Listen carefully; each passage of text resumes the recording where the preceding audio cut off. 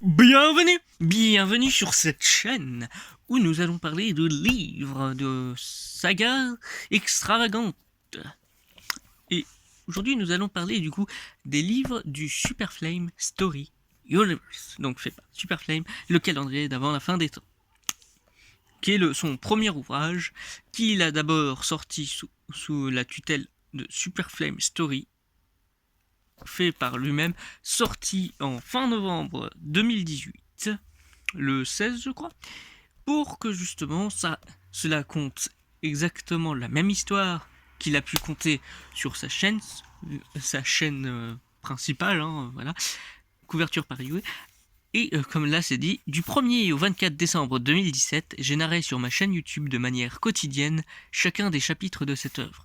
Vous pouvez écouter l'intégrale du texte de cet ouvrage gratuitement en tapant sur YouTube le calendrier d'avant la fin des temps intégral.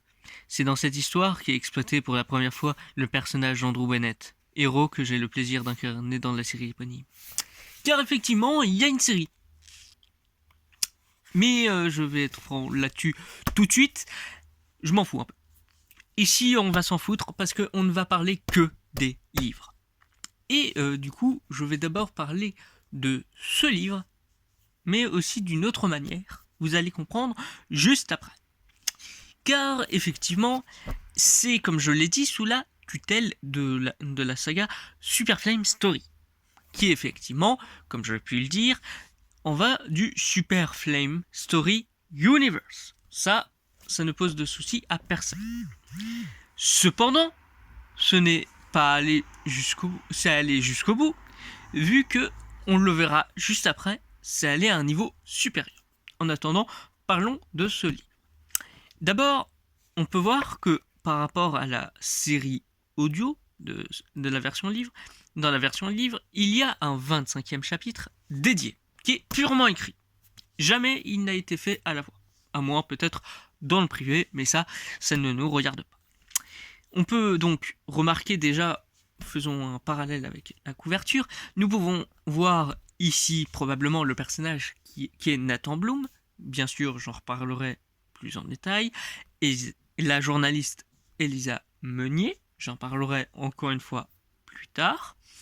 Et ici, on a Andrew Bennett.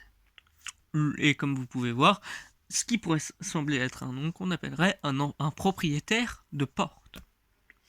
Donc, et ça, c'est la créature, le Yondra. Mais tous ces personnages, j'en reparlerai bien sûr juste après. Ici, nous pouvons revoir un dessin vraiment fait, pas à l'arrache, mais juste le personnage d'Andrew Bennett. Et je peux donc commencer à vous lire le résumé. Car oui, je vous ai déjà un petit peu spoil certains trucs, mais c'est en vue de la couverture. Mais vous allez voir que je vais aller crescendo dans le spoil et dans la critique. Mais d'abord, je ferai la critique et les spoilers à partir du moment où j'aurai montré ce que je veux juste après. Depuis le 1er décembre, à l'approche de Noël, le petit village montagnard de Marmottin, si calme d'ordinaire, est bouleversé par une série de meurtres quotidiens. À chaque fois, les victimes semblent choisies au hasard et sont retrouvées décapitées. Dans la confusion générale, l'inspecteur Nathan Bloom tente de lever le voile sur cette curieuse affaire et voit son enquête troublée par l'arrivée en ville d'un homme étrange, un certain Andrew Bennett, semblant en savoir beaucoup sur ce qui se trame. Si l'enquête n'est pas résolue rapidement, ce sera la fin des temps. Voilà. Vous avez du coup le pitch. Maintenant, parlons un peu plus en détail. Et du coup, je vais d'abord raconter ma critique sans spoiler. Je trouve que cette œuvre est assez intéressante sur le fait que, sans spoiler, c'est du polar fantastique. Vous le comprendrez, je ne spoil pas vraiment sur quel point, mais on verra bien que justement ce personnage qui est Nathan Bloom aura vraiment un caractère très défini à lui, avec un peu du sarcasme, de l'humour noir. Mais là où c'est vraiment attachant, c'est le fait qu'on a toujours sa focalisation. On a peur pour lui tout au long de l'œuvre. On sait qu'il sera peut-être un des décapités. on ne sait pas. Et on sait elle va vraiment l'emmerder au niveau social, toujours plus, toujours plus, toujours plus. Et cette créature se révélera être ce qui sera appelé le décapiteur fou. Et on voit que justement les infos viennent toujours petit à petit et tout se relie finalement. Et ça, c'est ce qui est très intéressant. Même si, attention, par rapport à peut-être à d'autres histoires, quand celle-ci a été mise en tête, ça devait être des idées un peu confuses de Super Flame. Mais au final, ça a fait l'histoire qu'on connaît et qui est vraiment bien rythmée. Vraiment, on s'attache au personnage en très peu de temps et on comprend ce qui leur arrive et pourquoi ils se disent merde, des trucs comme ça. Et du coup, là, on en apprendra plus avec Andrew Bennett. Et du coup, maintenant, nous pouvons prendre avec la critique spoil. Mais avant, pour ceux qui veulent attendre encore un peu, voilà.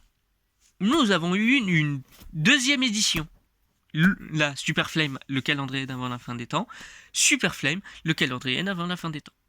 Sauf que, comme j'ai pu le dire, celui-ci était sous la bannière de Super Flame Story. Celui-ci est sous la tutelle de Super Flame Studio. Et oui, parce que Super Flame a fait un studio, ou une entreprise plutôt. Et du coup, cette œuvre, maintenant, passe sous la tutelle de Super Flame Studio, Super Flame, le calendrier d'avant la fin des temps. Et donc, ici, pour le dire, c'est exactement le même résumé juste ici, donc j'ai pas vraiment besoin de le décrire. Là, on avait un beau dessin d'Andrew Bennett, qui, du coup, maintenant, et on va malheureusement pour certaines personnes à qui ça aurait pu plaire, est probablement obsolète. Mais voilà. Mais en tout cas, cette réédition est sortie, elle, mi-février. Et officiellement, si je me souviens bien, c'était justement le 24 février. Comme le 24 décembre. Non, parce que justement, il y a le 25e chapitre. Et ici, non, si certaines personnes se demandaient, non, ici, il n'y a pas de 26e chapitre. Ça s'arrête bien au 25. Voilà.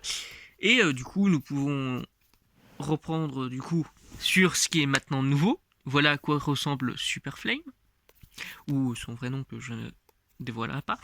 Et du coup, né en 1996, Super Flame est un auteur, comédien et imitateur, s'illustre par sa maîtrise vocale, qu'il utilise pour donner vie à ses histoires et ses personnages, sur sa chaîne YouTube éponyme, suivie par 500 000 personnes.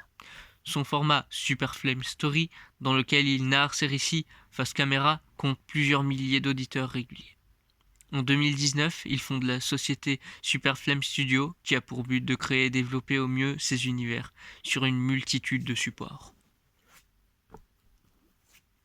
Voilà.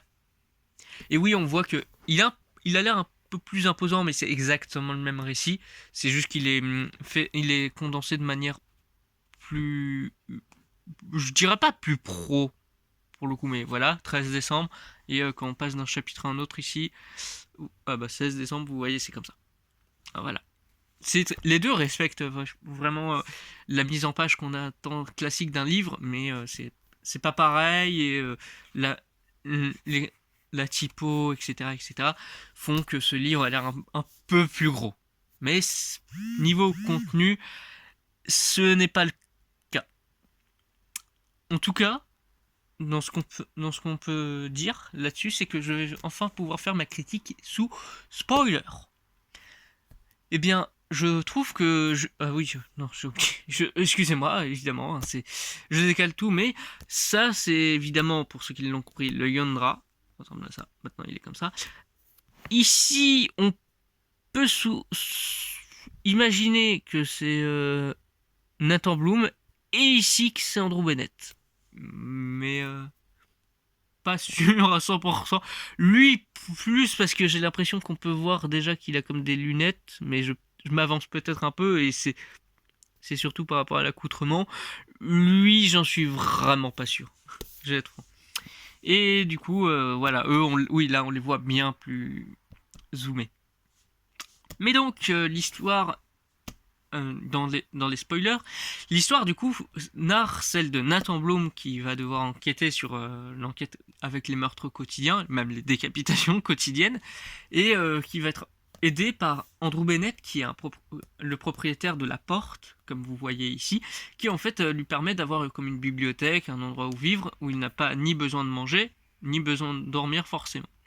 Et du coup, il est à la recherche des livres maudits, dont un est à l'origine du Yondra. Et du coup, ils vont devoir essayer de découvrir qui a fait ça, et pourquoi elle essaye de lui pourrir la vie. Et c'est finalement parce qu'elle est plus ou moins avec le vilain qui a invoqué la créature. Le coup de théâtre serait que c'est le gorille de celui qui était le plus accusé, qui est vraiment derrière le coup. Il y était aussi, bien sûr, mais et je parle pas du Yondra en tant que gorille, hein, je parle vraiment comme un garde du corps, si vous préférez. Et ben, du coup, le truc à savoir là-dedans, c'est que ce coup de théâtre était très fort, surtout quand il y a un double coup de théâtre, parce que même ce personnage qui du coup ne semblait être rien pour les personnages du coup, là où justement le riche méchant, Richard Darmin, il avait juste un rapport avec Nathan Bloom. Et ben, Dimitri Boglov, ou son vrai nom du coup, Nicolas Boglov, était le fils adoptif il y a des décennies d'Andrew Bennett, et qui sont un peu son némésis. Et du coup, c'était très intéressant vraiment de voir que tous les personnages avaient un lien avec au moins un des méchants. Bien sûr, on remarque aussi que du coup, il y aura un nouveau commissaire, des histoires avec les maires et tout. Et vraiment, on remarque qu'il y a vraiment toute la distinction avec le fait que ce village, initialement, il est calme. Il est neige blanc et c'est ça qui fait sa fierté. Et maintenant, il y a du rouge sang. Et tout devient plus horrible.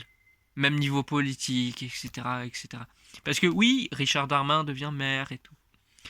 Mais du coup, si je devais donner des défauts au livre en tant qu'histoire, parce que les couvertures, pour le coup, dans les deux cas, on voit qu'il y a complètement deux styles. J'aime bien là le fait que ça mette vraiment en avant tout ce qu'on a dans l'histoire. Et là, le fait que justement, on a un combat contre le Yondra, contre eux. Mais, ouais, vu ce qu'est censé faire le Yondra, ça me fait un peu bizarre qu'il attaque comme ça, mais peut-être que ça a un sens, je ne sais pas. Mais du coup, dans l'histoire, les seuls soucis que je pourrais donner, c'est le fait que justement tous les personnages sont liés, mais on a quand même le personnage d'Emma Bloom qui, comment dire, elle est un peu juste. J'ai l'impression, hein, je ne sais pas si je suis un cas isolé ou pas, mais elle est vraiment juste le lien de Nathan pour lui dire oui, t'as une famille, fais gaffe, si tu fais de la merde, ça va se retourner sur toi, ils vont peut-être mourir. Ce qui est arrivé, non, ils sont pas morts, mais ce qui est arrivé sur le fait, on pourrait tuer ta famille, fais gaffe à ce que tu fais. Mais justement, il y avait juste des soupçons au fur et à mesure, mais voilà. Et sinon, côté c'est réaliste et à un moment rupture totale, là c'est surnaturel. Et du coup, il faudra essayer d'aller au-dessus de toutes les connaissances humaines pour que ce soit Andrew Bennett qui aide. C'est très intéressant et c'est même très satisfaisant comment cet homme qui est toujours sarcastique avec tout le monde, il fait un peu de la corruption avec le légiste, là se fait presque tacler par Andrew Bennett pour qu'ils deviennent très proches et même amis. Et c'est ça qui est très fort avec encore les liens sur le livre. Voilà, donc maintenant je vais vous parler demain des démons d'Hugo pour la suite. Et pourtant, ça ne sera pas vraiment la suite de cette série, vous allez comprendre.